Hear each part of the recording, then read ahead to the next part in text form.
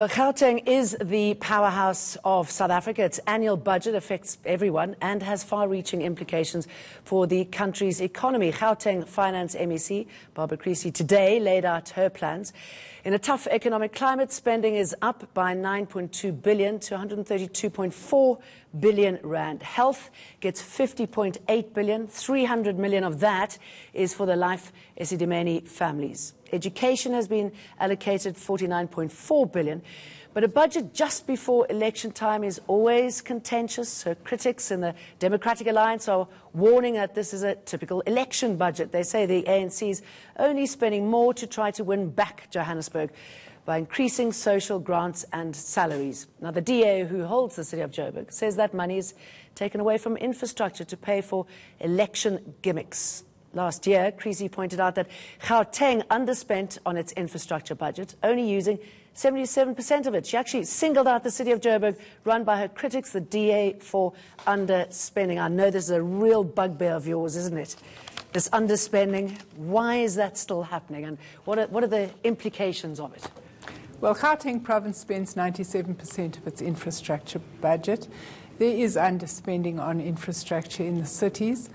I think that the fundamental issue around infrastructure spending and how we got it right is planning and more planning. You can't start to spend infrastructure money on the first day of your financial year. You have to start the planning the year before. You have to advertise your tenders the year before. You have to be ready to hit the ground when the financial year starts. If you don't do that, you will underspend, and you'll probably lose that in the next budget as well. Well, or else you have rollovers, but we all know that as time goes on, the cost of infrastructure spend increases, and that's why projects that are long delayed have cost overruns. And a dramatic impact. I mean, look at the 8 months that we're expecting of, road closures around Johannesburg. Is that a typical example of not spending the money in the right area? I mean, could that have been used in order to prevent this from happening? No. The infrastructure underspend in Johannesburg was for the urban settlement grant. That was for infrastructure for bulk in housing projects. All right. So this money, is it throwing good after bad when it comes to the health department? I mean, it's been pretty badly used there. I mean, levels of abuse and corruption. How do you plug in those holes and stop that from happening?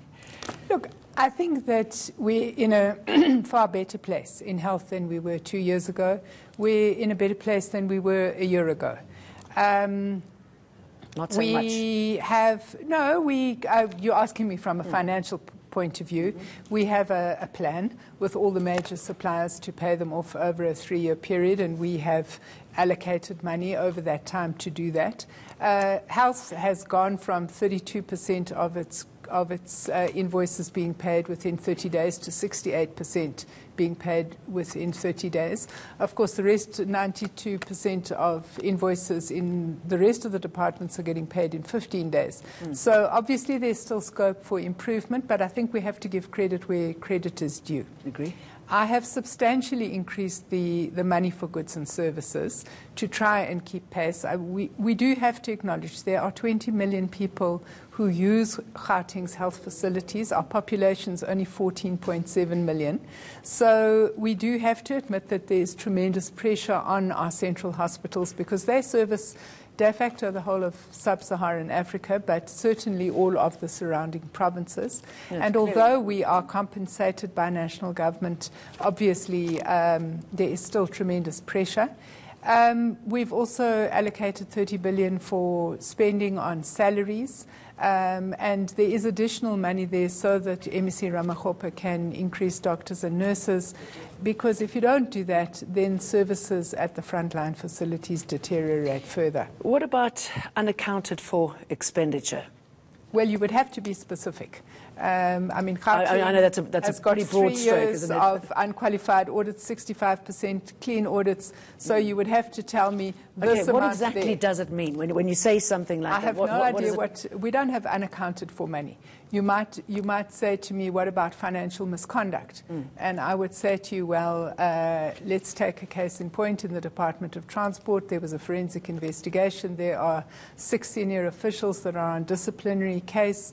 We've reported it to the SIU. There will be criminal charges. So let's talk about specific cases, whether we have or haven't dealt with it. And what about the municipalities, the money used there, and if you put this into context with the VBS report and still waiting on unaccounted funds there?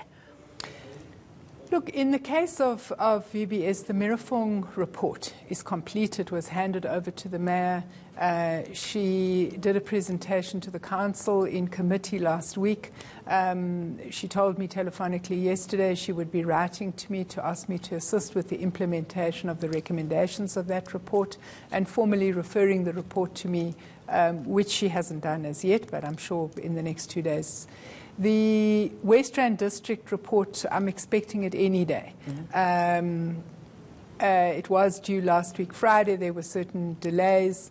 I'm hoping that we'll have it any day. We'll then give it to the mayor. He will have to implement, once again, call an in-camera council meeting, share the findings. Council must take a decision whether they accept the recommendations. If they do, we'll help. And the budget for education, how is that going to be? 49.4 billion. Obviously, the biggest chunk is for what we call public ordinary schooling, 37 billion. There's 2.9 billion, which is for special education for learners who have special learning needs. There's obviously money there in the budget for school feeding, school nutrition. We're feeding about 1.3 million learners every day. I think about R1 billion for scholar transport, which would include transporting learners who are living with disabilities. MEC Lesufi's PET project, introducing an ICT-enabled learning environment into schools. That's receiving about 800 million rand this year. Very important project, and I think it can be credited with significantly improving our maths and science results and contributing to the high rate of bachelor passes that Gauteng province has. Okay, Barbara Creecy, thank you very much for talking to us about your budget that you laid out for us today.